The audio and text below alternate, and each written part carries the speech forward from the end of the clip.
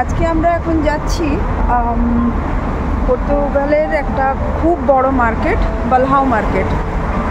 তো ওখানে সব রকম, এই মার্কেটটা নাকি শুনেছি অনেক পুরনো এবং খুব বড় মার্কেট।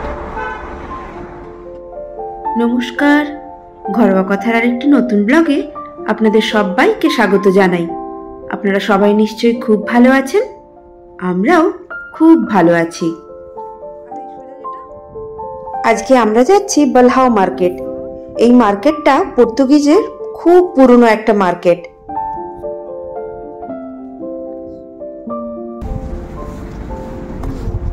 ডাউনটাউন এরিয়া, আর কত পুরনো পুরনো বাড়ি এখানে। এবার আমরা চেঞ্জ করব।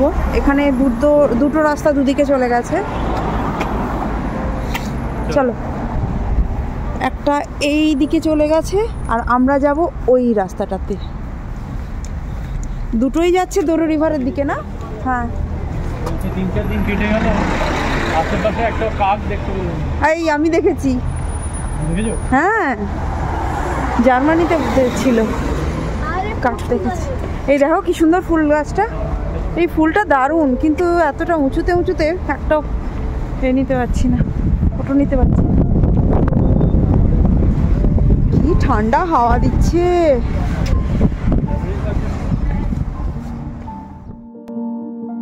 রাস্তা দিয়ে হাঁটতে হাঁটতে একটাই কথা মনে হচ্ছে যেন দার্জিলিংয়ে আছি। সেই কনকনে ঠান্ডা হাওয়া, রাস্তাঘাটও সেই পাহাড়ের ঢাল বরাবর যেন গড়গড় করে এগিয়ে চলেছি। আমরা চলে এসেছি বালহাও মার্কেটে। এর দুপাশে দুটো সিঁড়ি রয়েছে। সব থেকে মজার কথা, রাস্তা থেকে যখন আপনি এন্ট্রি করবেন তখন কিন্তু এই ফার্স্ট ফ্লোরেই উঠবেন, কিন্তু এই মার্কেটটা রয়েছে গ্রাউন্ড ফ্লোরে। দাঁড়ান, একটু এগিয়ে যাই, দেখাচ্ছি। অবশ্য যাবো, নিচে তো নামবই। এই যে দেখুন, এইটা হচ্ছে মার্কেট নিচে। চলুন বরং নিচেই যাই।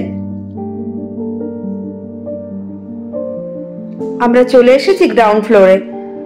আমার যেখানে এসে আগেই চোখ আটকে গেছে সেটা হলো এই গাছ আর ফুল। বাপরে, চলুন দেখাই। আমার তো পুরো মাথা ঘুরে গেছে দেখে। আর ফুলগুলো, আমি তো ভেবেছিলাম হয়তো প্লাস্টিক দিয়ে তৈরি, না কি এগুলো কি রিয়েল? এত বড় বড় ফুল। এখানে কত রকমের যে অর্কিড আর কত কালারের টিউলিপ, গোলাপ, সব থেকে এই দেখুন অ্যানথেরিয়াম গুলো, এত বড় বড়। বাবা, আমি কোনোদিন দেখিনি এত বড় বড় অ্যানথেরিয়াম। সব থেকে আমার অবাক লেগেছে এই ফুলটার নামটা কি? আপনারা কি কেউ জানেন? যদি জেনে থাকেন আমাকে জানাবেন তো এই ফুলটার নাম। জারবেরাগুলো কি অদ্ভুত। এখানে অবশ্য সব ফুলগুলোই দেখার মতো। এখানটাতেই কখন থেকে দাঁড়িয়ে আছি, এগোতেই যেন পাচ্ছি না, অথচ এই মার্কেটটায় কত কিছু আছে।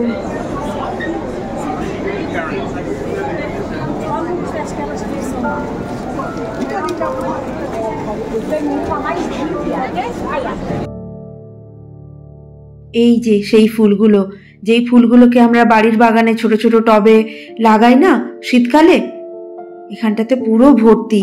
প্যানজি, জিনিয়া, অ্যাস্টার, তারপর ডায়ান্থাস, সেলভিয়া, বিভিন্ন রকম। কত কি নাম বলি, মনেও আসছে না সব ফুলগুলোর নাম।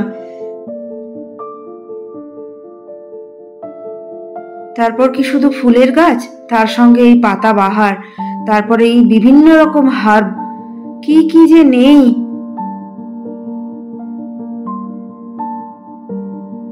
এবারে চলুন বরং আগে ফলের দিকটা যাই। প্রচুর রকমের ফল আছে এখানে। এই কমলা লেবুগুলো যে কি মিষ্টি আর কি জুসি, মারাত্মক, ভীষণ সুন্দর খেতে।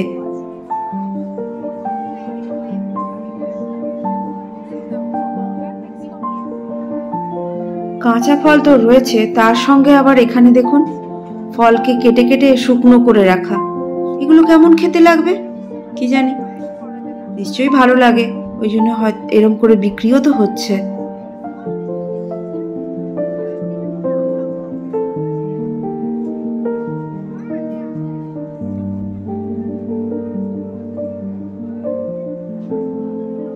এখানে অনেক রকম ফল দেখলাম, তবে বেশিরভাগগুলোই জানা। তাদের মধ্যে বেশ কিছু ফল যাদেরকে আমি কোনোদিন দেখিও নি, আর নাম জানার তো কোনো প্রশ্নই নেই।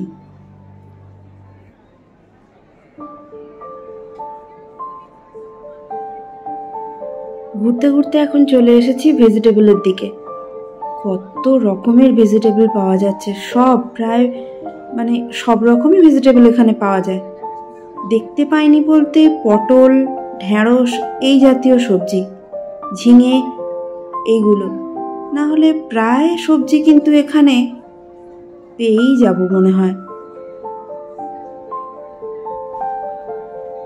তবে এখানে আমি একটা জিনিস লক্ষ্য করেছি, ফ্রুট, ভেজিটেবলস যা আছে ভীষণ ফ্রেশ।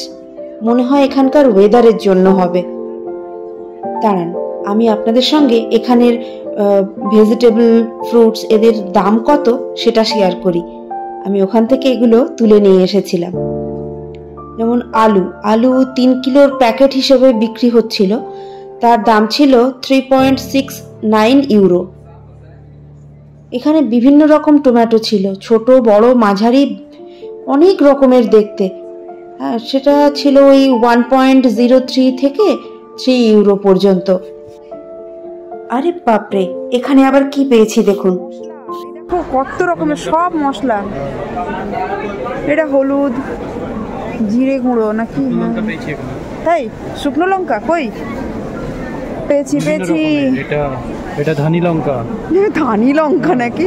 এই পেরি পেরি তৈরি করে এই বোধহয় সস, এই তো পিরি পিরি পিরি পিরি মানে খেলেই করবে কিরি কিরি। কত লঙ্কা, আর আমরা লঙ্কা লঙ্কা করে পাগল হচ্ছিলাম। হ্যাঁ, একটু ঝাল খেতে পারছিলাম না। এই তো গোলমরিচও আছে, দেখো এইটা, এই গোলমরিচ তো থাকবেই। এটা কি তাহলে? রিয়া মারিয়া। এখানে সব স্পাইসের, বিভিন্ন রকমের স্পাইস, সবগুলোকে নিয়ে গিয়ে না এক চিমটা করে একটা তরকারিতে দিয়ে দিতে হবে। এরে বাবা রে। জানেন তো, আলু, লঙ্কা এগুলো কিন্তু পর্তুগিজরাই ইন্ডিয়াতে নিয়ে এসেছিল। এ বাবা, লঙ্কা দেখতে পেয়ে আমি তো একদম ভুলে গেছি আপনাদের সঙ্গে আমি সবজি আর ফলের দামটা শেয়ার করছিলাম। চলুন সেগুলোতেই আবার ফেরা যাক।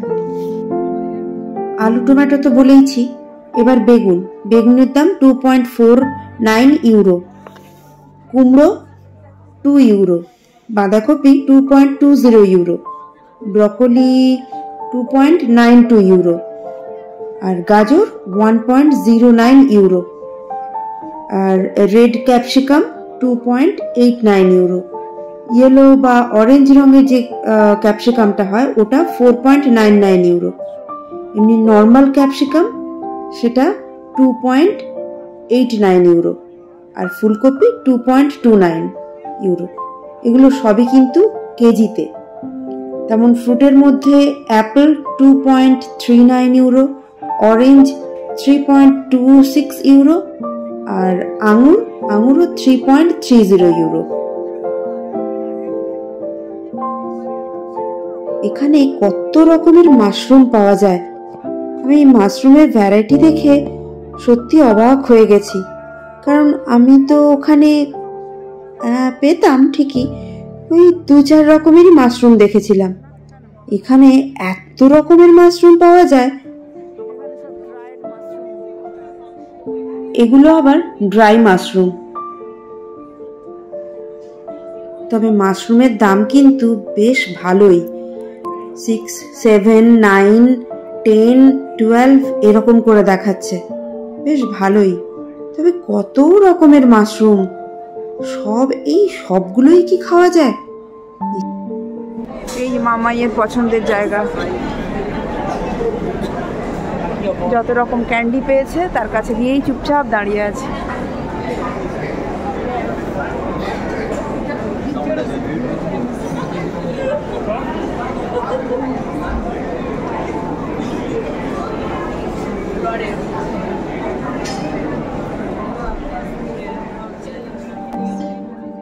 এবারে আমরা চলে এসেছি যে দিকটা ডিম, দুধ, চিজ এইগুলো পাওয়া যায়।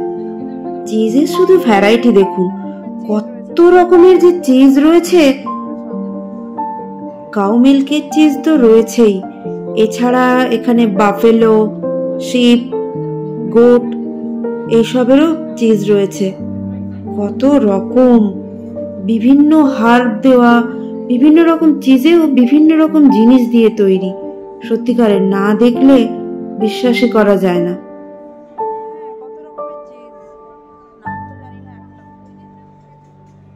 একটা কাজ করি, আপনারা বরং মার্কেটটা দেখতে থাকুন, আর আমি ততক্ষণ এই মার্কেট সম্বন্ধে আপনাদেরকে 2-4 কথা বলি।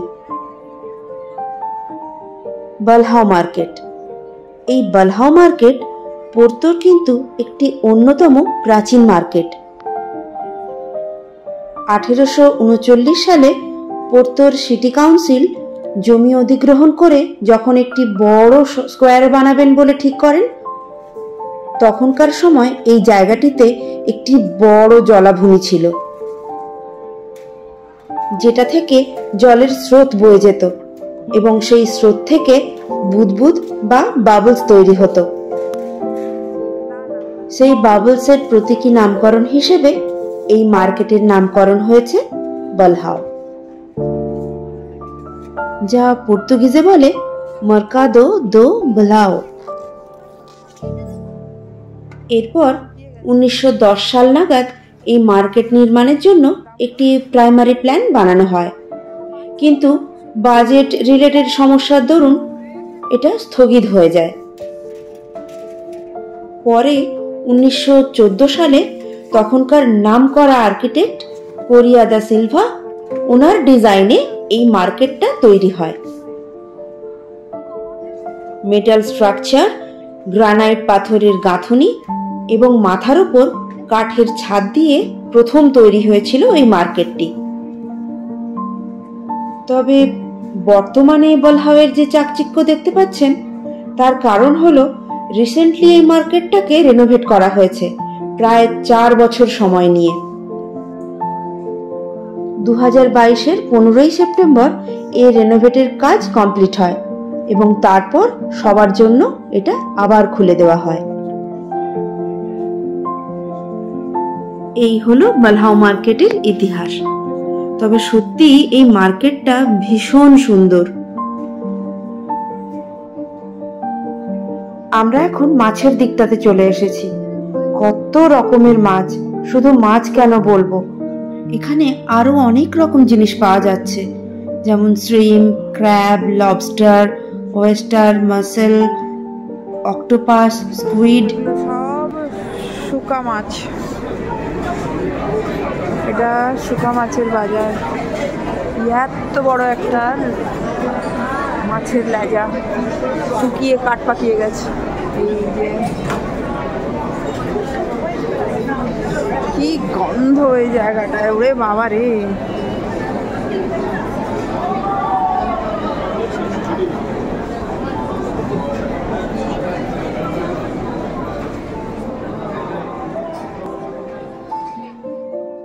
এটা আবার পুরোটাই ড্রাই ফ্রুটসের এরিয়া। এখানে বিভিন্ন রকম ড্রাই ফ্রুটস, সিডস এগুলো পাওয়া যাচ্ছে, যেমন কাজু, walnut, peanut, pine nut, almond, raisin, chestnut, পেস্তা, হেজেলনাট, তারপর অ্যাপ্রিকট, ড্রাই কোকোনাট, তারপর ফিগ, এরকম বহু রকম জিনিস।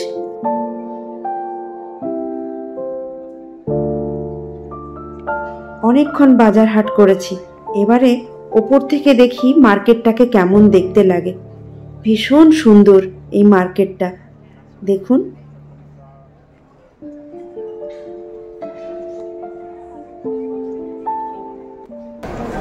রাস্তার লেভেল থেকে ঢুকলাম না, হ্যাঁ, ঢুকে নিচে নামলাম, এটা রাস্তার লেভেলটা। ও মেন এন্ট্রি, আচ্ছা আচ্ছা, ওখান থেকে ঢুকে নিচে। হুম।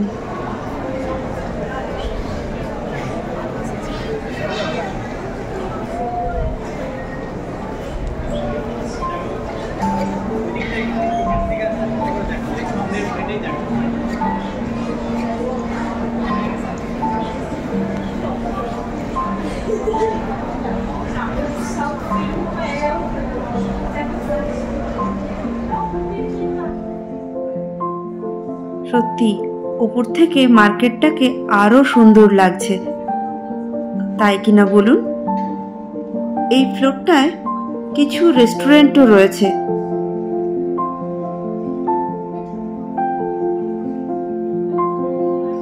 আমরা উপর থেকে আবার নিচে চলে এসেছি, কারণ মামার এখন ফ্রুট জুস খেতে ইচ্ছে হচ্ছে। অনেকক্ষণ দেখে দেখে মামাইয়ের পছন্দ হলো পাইনাপেল আর কিউই জুস। কেমন খেতে মামাই? ভালো খেতে, ভালো খেতে লাগছে। Sweet and sour.